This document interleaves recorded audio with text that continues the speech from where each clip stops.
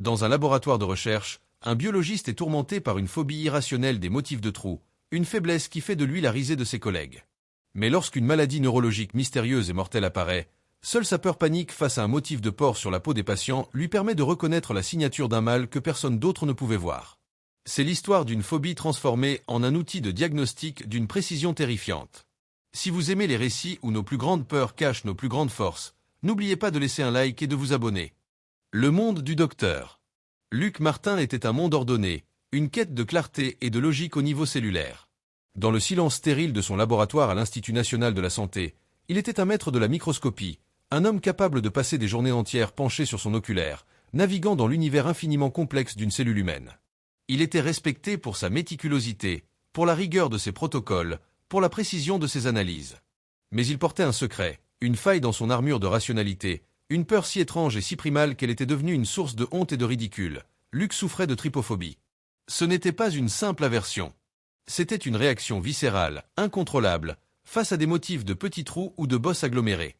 La simple vue d'une ruche d'abeilles, d'une tête de lotus séchée, ou même de l'image d'un corail dans un documentaire, déclenchait en lui une cascade de symptômes terrifiants. Sa peau se mettait à le démanger, comme si des milliers d'insectes rampaient sous sa chair.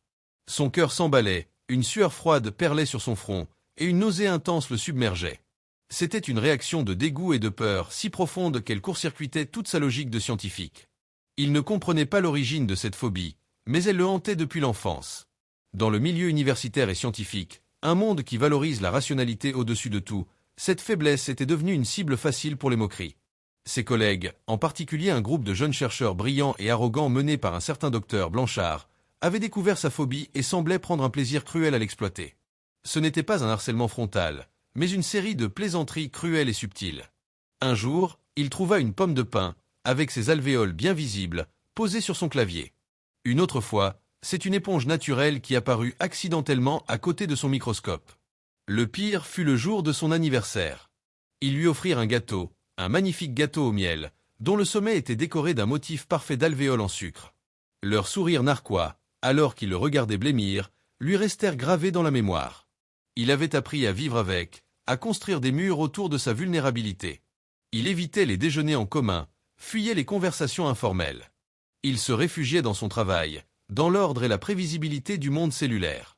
Ses recherches portaient sur les pathologies de la peau, un domaine qu'il avait choisi précisément parce qu'il était, en apparence, lisse, ordonné, loin des motifs qui le terrifiaient. Il était devenu un expert de l'épiderme, de la structure des kératinocytes, de la danse silencieuse des mélanocytes. Son laboratoire était son sanctuaire, un lieu où il pouvait contrôler son environnement, où il pouvait se protéger des agressions visuelles du monde. Il ne savait pas encore que son sanctuaire était sur le point d'être envahi par l'objet même de sa plus grande peur, et que cette peur, cette malédiction qu'il portait en lui, allait devenir son outil de diagnostic le plus puissant et le plus inattendu. La nouvelle maladie apparut sans crier gare, une ombre silencieuse qui commença à s'étendre dans plusieurs régions rurales du pays. Les premiers cas furent confondus avec une forme agressive d'Alzheimer ou de démence précoce. Les patients, des gens auparavant en parfaite santé, commençaient à souffrir de perte de mémoire, de confusion, de tremblements et d'une dégradation cognitive d'une rapidité terrifiante. En quelques mois, ils étaient réduits à un état végétatif. Les médecins locaux étaient désemparés. Toutes les analyses standards, scanners cérébraux, analyses sanguines, tests viraux et bactériens revenaient négatives. Il n'y avait aucune explication, aucune cause identifiable. L'Institut national de la santé fut saisi de l'affaire. Une cellule de crise fut mise en place, réunissant les meilleurs neurologues, épidémiologistes et biologistes du pays. Le laboratoire de Luc fut chargé d'une partie de l'enquête. On leur envoya des échantillons de tissus prélevés sur les patients, du sang, du liquide cérébrospinal et, presque par acquis de conscience, des biopsies de peau. Car il y avait un symptôme étrange, un symptôme que la plupart des médecins avaient jugé anecdotique et sans rapport avec la maladie neurologique, une altération subtile de la peau des patients. Leur peau, en particulier sur les avant-bras et le torse, semblait devenir plus poreuse, sa texture légèrement plus rugueuse, mais sans inflammation, sans éruption, sans aucune des caractéristiques d'une dermatose connue. Le docteur Blanchard, qui dirigeait l'équipe de recherche, se moqua ouvertement de cette piste. De la peau. Il nous envoie de la peau pour une maladie du cerveau ? C'est une perte de temps. Mais bon, les protocoles sont les protocoles. Il confia l'analyse des biopsies de peau à Luc. C'était une manière de le marginaliser, de lui donner la tâche la moins prestigieuse, la plus susceptible d'être une impasse. Valmont, lui dit-il avec son sourire condescendant habituel, vous êtes notre expert en peau. Amusez-vous bien avec vos porcs. Luc accepta la tâche en silence. Il était habitué à être relégué aux marges. Mais il était un professionnel. Il allait faire son travail avec la même rigueur que d'habitude. Il prépara les échantillons, les fixant, les coupant en tranches ultra fines avec le microtome, les colorant. Il ne s'attendait à rien trouver. Il pensait, comme Blanchard, que c'était probablement une piste sans issue, un symptôme secondaire sans importance. Il s'installa devant son microscope confocal à balayage laser, un monstre de technologie capable de produire des images tridimensionnelles des structures cellulaires avec une résolution incroyable. Il plaça la première lame sous l'objectif. C'était un échantillon de peau d'un patient sain, un échantillon de contrôle. Il ajusta la mise au point. L'image apparut sur le grand écran haute définition à côté de lui. Une vue magnifique et ordonnée de l'épiderme, les cellules s'emboîtant les unes dans les autres en une mosaïque parfaite, les pores de la peau apparaissant comme de petites et discrètes ouvertures, réparties de manière régulière. C'était le paysage qu'il connaissait par cœur, un paysage de calme et d'ordre. Puis, il plaça la deuxième lame. L'échantillon d'un des patients atteints de la maladie mystérieuse. Il ajusta à nouveau la mise au point. Et l'image apparut. Le choc fut instantané, primal, et d'une violence inouïe. Ce qu'il vit sur l'écran n'était pas une simple altération cellulaire. C'était une vision de cauchemar, l'incarnation même de sa plus grande peur. La surface de la peau n'était plus lisse et ordonnée. Elle était couverte d'une profusion de trous. Les pores, normalement discrets, étaient anormalement dilatés, ouverts, et surtout, ils étaient regroupés, agglomérés, formant un motif dense, irrégulier, une sorte d'éponge, de nid d'abeilles chaotique. C'était une surface criblée, perforée, une texture alvéolaire qui semblait grouillée de vide. La réaction de son corps fut immédiate et incontrôlable. Une vague de dégoût et de panique le submergea. Sa peau se mit à le démanger furieusement, comme si des milliers de parasites invisibles sortaient de ses propres pores. Une sueur froide coula le long de son dos. Son cœur se mit à battre à un rythme assourdissant, et une nausée violente lui tordit l'estomac. Il poussa sa chaise en arrière avec un cri étouffé, renversant une pile de boîtes de pétri qui s'écrasèrent sur le sol. Il recula, s'éloignant de l'écran comme s'il s'agissait d'une créature vivante et monstrueuse. Il trébucha et tomba, son corps secoué de spasmes, luttant pour respirer. Ses collègues, alertés par le bruit, se précipitèrent dans son laboratoire. Ils le trouvèrent par terre, hyperventilant, son visage d'une pâleur de mort, ses yeux fixés avec horreur sur l'image projetée sur l'écran. « Mon Dieu, Luc! Qu'est-ce qui se passe » s'exclama une de ses collègues. Blanchard arriva à son tour. Il regarda Luc, par terre, puis l'image sur l'écran. Un air de mépris et d'exaspération se peignit sur son visage. « Ce ne sont que des pores, Valmont, dit-il d'une voix glaciale. Des pores de peau. Reprenez-vous, bon sang. Vous êtes un scientifique, pas une fillette. » Il ordonna à 2 techniciens d'aider Luc à se relever et de le raccompagner à l'infirmerie. « Il nous fait une crise d'hystérie, dit-il aux autres, assez fort pour que Luc l'entende. Sa fameuse phobie. » Pathétique. Humilié, tremblant, Luc se laissa emmener, sans un mot. Il était la risée du laboratoire, une fois de plus. Le scientifique qui avait une crise de panique devant un échantillon de peau. Mais alors qu'il était assis dans le silence de l'infirmerie, essayant de calmer son cœur affolé, son esprit de chercheur commença à reprendre le dessus sur la peur. La réaction avait été violente, plus violente que jamais. Pourquoi ? Il avait déjà vu des images de pores, de cellules. Mais cette image-là, il y avait quelque chose de différent. Ce n'était pas seulement la présence de trous. C'était le motif. Le motif. Il ferma les yeux, et l'image terrifiante lui revint en mémoire, gravée sur ses rétines. Il se força à la regarder, à l'analyser. Et il commença à comprendre. Le motif n'était pas aléatoire. Il y avait une sorte de logique fractale, une répétition du même schéma à différentes échelles. C'était un motif organisé, un motif d'une complexité qui semblait presque intentionnelle. Et c'était un motif qu'il avait déjà vu. Pas en biologie cutanée, mais ailleurs. Dans un autre domaine de la pathologie, bien plus sombre et bien plus terrifiant.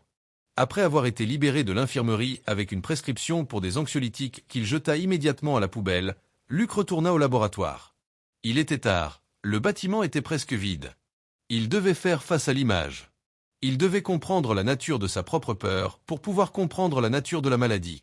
Il s'assit à nouveau devant le microscope, son cœur battant un peu plus vite. Il hésita, puis il afficha à nouveau l'image de la biopsie sur l'écran. La réaction de panique fut là, une vague de froid et de nausée, mais cette fois, il était préparé. Il se força à respirer, à regarder l'image non pas avec ses émotions, mais avec ses yeux de scientifique. Il zooma, dézooma, analysant la structure. Il avait raison. Le motif était fractal. Des amas de pores dilatés formaient des îlots. Et ces îlots, à leur tour, semblaient regroupés, formant des archipels sur la surface de l'épiderme. C'était une structure autosimilaire, un principe que l'on retrouve partout dans la nature, des flocons de neige aux feuilles de fougère. Mais ici, c'était une fractale de vide, une architecture de la maladie. Pourquoi ce motif le terrifiait-il à ce point? Il passa des heures à faire des recherches, non pas sur la maladie, mais sur sa propre phobie. Il apprit que la trypophobie, bien que non officiellement reconnue comme un trouble mental, était un phénomène bien réel. Et il tomba sur une théorie évolutionniste fascinante. La théorie suggérait que cette peur n'était pas irrationnelle. C'était un mécanisme de survie ancestrale, un instinct profondément ancré dans notre cerveau reptilien. Les motifs de trous, dans la nature, sont souvent associés au danger. La peau d'un serpent venimeux, un nid d'insectes parasites, une plante toxique, une chair en décomposition. La réaction de dégoût et de peur serait donc un réflexe de protection, un signal d'alarme qui nous dit « Danger ! Ne touche pas ! Fuis !» Son cerveau, pour une raison inconnue, était hypersensible à ce signal. Il était comme un détecteur de fumée trop sensible, qui se déclenche à la moindre vapeur. Mais cela signifiait que ce qu'il avait vu sur cette peau n'était pas anodin. Son instinct, sa peur primale, lui disait que ce motif était une signature du danger, une signature de la maladie et de la mort. Il se sentait moins fou. Sa phobie n'était peut-être pas une simple faiblesse. C'était peut-être une forme de perception, une capacité à reconnaître des motifs de danger que les esprits normaux, non conditionnés, ne percevaient pas. Fort de cette nouvelle perspective, il retourna à la question fondamentale.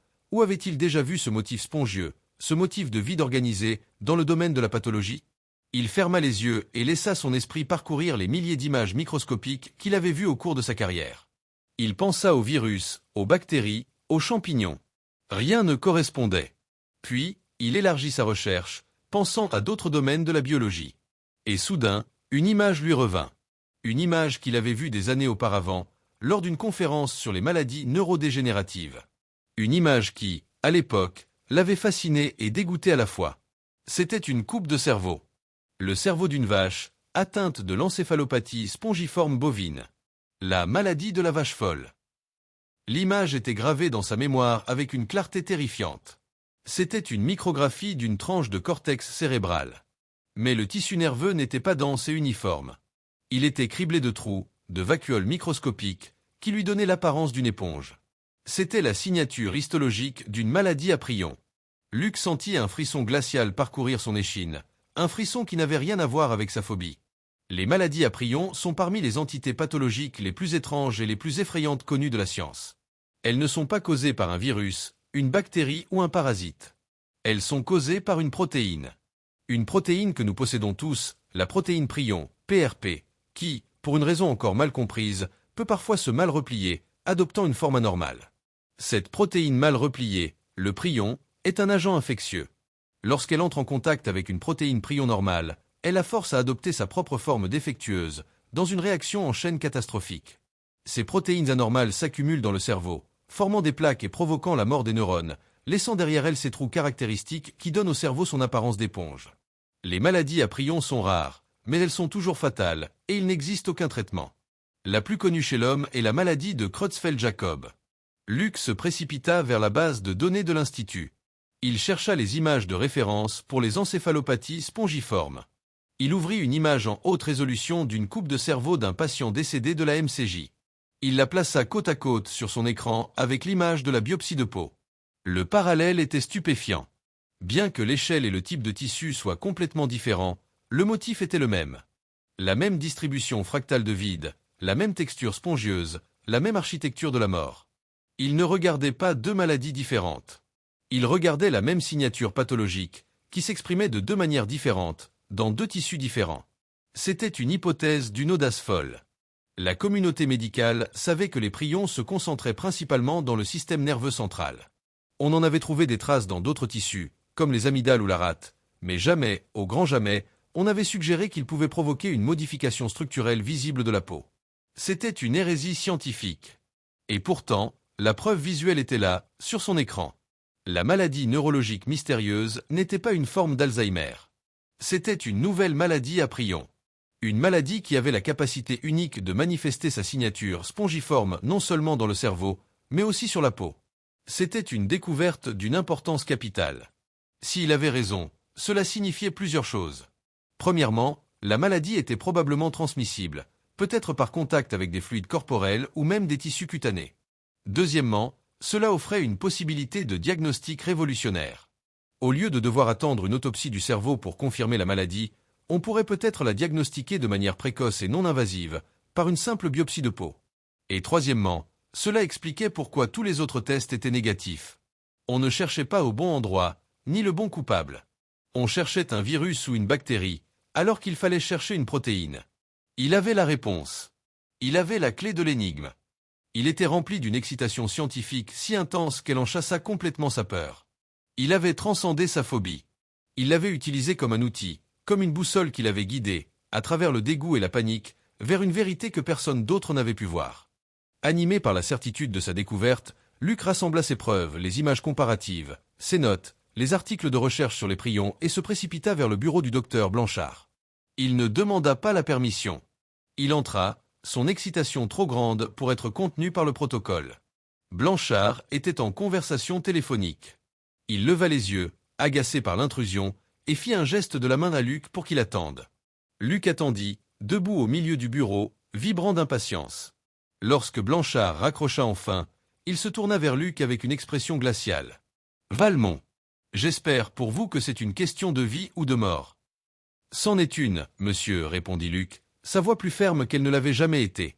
Il posa ses impressions sur le bureau de Blanchard. « J'ai trouvé la cause de la maladie. » Blanchard regarda les papiers, son expression passant de l'agacement à un amusement condescendant. Il regarda l'image de la biopsie de peau, puis celle de la coupe de cerveau. « Et alors ? » « Vous ne voyez pas ?» demanda Luc, incrédule. « Le motif. C'est le même. La texture spongiforme. C'est une maladie à prions. » Blanchard le regarda, puis éclata de rire. Un rire bruyant, méprisant. « Une maladie à prions ? Valmont, vous avez perdu la tête. C'est la chose la plus absurde que j'ai jamais entendue. Vous basez un diagnostic de maladie neurodégénérative sur une ressemblance vague entre une image de peau et une image de cerveau. Ce n'est pas une ressemblance vague. C'est une signature structurelle identique. C'est de la pareidolie, Valmont. C'est votre esprit qui voit des motifs là où il n'y en a pas. Vous êtes obsédé par les trous, nous le savons tous. Vous avez eu une crise de panique devant une image de porc, et maintenant vous essayez de rationaliser votre phobie en inventant une théorie médicale de pacotille. Il repoussa les papiers. Les maladies à prions sont extrêmement rares. Elles ne se manifestent pas sur la peau. Et surtout, elles ne se diagnostiquent pas avec les yeux d'un amateur d'art, mais avec des tests biochimiques rigoureux. Avez-vous trouvé la protéine prion anormale dans vos échantillons? Non. Donc, vous n'avez rien. L'argument était logique, rationnel. Et il frappa Luc avec la force d'un coup de poing. Blanchard avait raison sur un point. Il n'avait pas la preuve biochimique. Il n'avait qu'une corrélation visuelle, une hypothèse. Donnez-moi les moyens de faire les tests, plaida Luc. Donnez-moi accès aux anticorps spécifiques pour la protéine PRPSC, laissez-moi essayer de la trouver dans la peau. Blanchard secoua la tête. Absolument pas. Ces tests sont incroyablement coûteux et complexes. Ils ne sont effectués que dans des laboratoires de haute sécurité, sur des échantillons de cerveau post-mortem. Je ne vais pas gaspiller les ressources de cet institut sur la base de votre intuition trypophobique. C'est ridicule. Il se leva, signifiant que la conversation était terminée. Écoutez, Valmont, je comprends que vous ayez été secoué. Mais je vous interdis de parler de cette théorie folle à qui que ce soit. Vous imaginez la panique si le mot prion, associé à maladie de la vache folle, fuyait dans la presse? Ce serait une catastrophe de santé publique, et cela ruinerait la réputation de cet institut. Oubliez cette histoire. C'est un ordre. Luc resta là, vaincu, humilié. Il était un prophète, mais un prophète ridiculisé. Il avait vu la vérité, mais personne ne voulait le croire. Il était à nouveau seul avec sa connaissance, mais cette fois, le poids de cette connaissance était immense. Il ne s'agissait pas seulement de sa propre frustration. Il s'agissait de la vie de dizaines, peut-être de centaines de personnes, qui étaient en train de mourir d'une maladie que personne ne comprenait, alors qu'il avait la clé. Il sortit du bureau, le regard de Blanchard, un mélange de pitié et de menace, planté dans son dos. Il n'allait pas oublier. Il n'allait pas abandonner. Si on lui refusait les outils pour prouver sa théorie, alors il les trouverait lui-même. Luc savait qu'il était engagé dans une course contre la montre et contre sa propre hiérarchie. Il ne pouvait plus faire confiance à personne au sein de son département. Il devait trouver la preuve biochimique par ses propres moyens, clandestinement. Le défi était immense. Les tests de détection de la protéine prion anormale, PRPSC, étaient notoirement difficiles. La protéine anormale a la même séquence d'acides aminés que la protéine normale. Seule sa forme tridimensionnelle, son repliement, est différente. Les tests standards, comme le Western blot, nécessitent un équipement lourd, des anticorps spécifiques et des protocoles de sécurité stricts pour éviter toute contamination, car les prions sont incroyablement résistants. Il n'avait accès à rien de tout cela. Il devait improviser, en utilisant les ressources limitées de son propre laboratoire. Il passa plusieurs jours à élaborer un plan, une stratégie de guérilla scientifique. Son idée était de développer une technique de coloration histologique, une méthode qui lui permettrait de voir la protéine anormale directement dans les tranches de tissu cutané.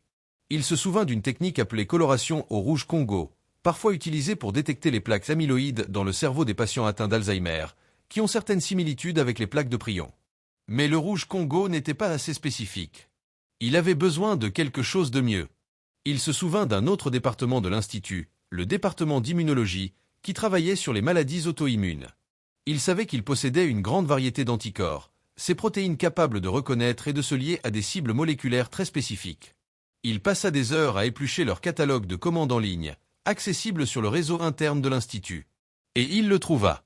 Un anticorps monoclonal, référencé 3F4, connu pour se lier spécifiquement à une section de la protéine prion humaine qui n'est exposée que lorsque la protéine est mal repliée. C'était l'outil parfait. Mais il était stocké dans les congélateurs sécurisés du département d'immunologie. Il ne pouvait pas simplement le demander. Il devait le détourner. Il mit au point un plan audacieux. Il attendit la nuit. Il savait que le système de surveillance de l'Institut était moins rigoureux la nuit. Il utilisa un prétexte, devoir terminer une analyse urgente, pour rester tard au laboratoire. Une fois que le bâtiment fut presque désert, il se dirigea vers le département d'immunologie. Il portait une blouse de laboratoire et un badge d'un autre département qu'il avait emprunté. Il réussit à entrer, son cœur battant à tout rompre. Il trouva le congélateur, et après une recherche fébrile, il trouva la petite fiole d'anticorps 3F4. Il en préleva une infime quantité avec une micropipette et la transféra dans une de ses propres fioles. Il remit tout en place, ne laissant aucune trace de son passage. Il avait son réactif.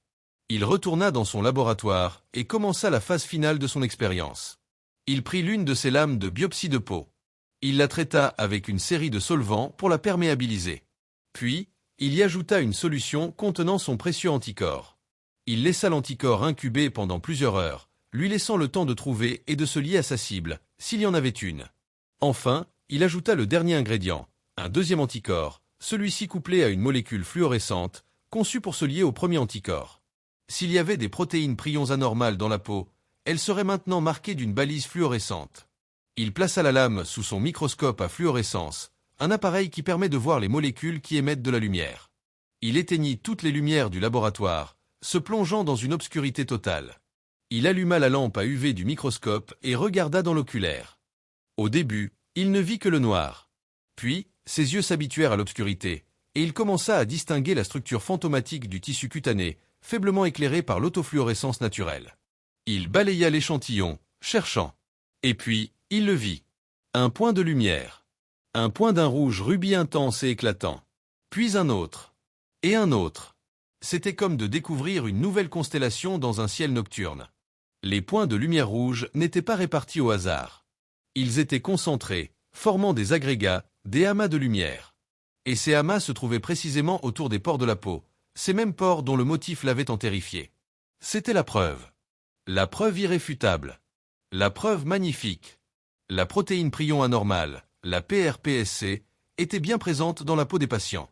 Et elle était concentrée dans les zones mêmes où la structure de la peau était altérée. Sa théorie était confirmée, non plus par une intuition, mais par une preuve biochimique visible et incontestable.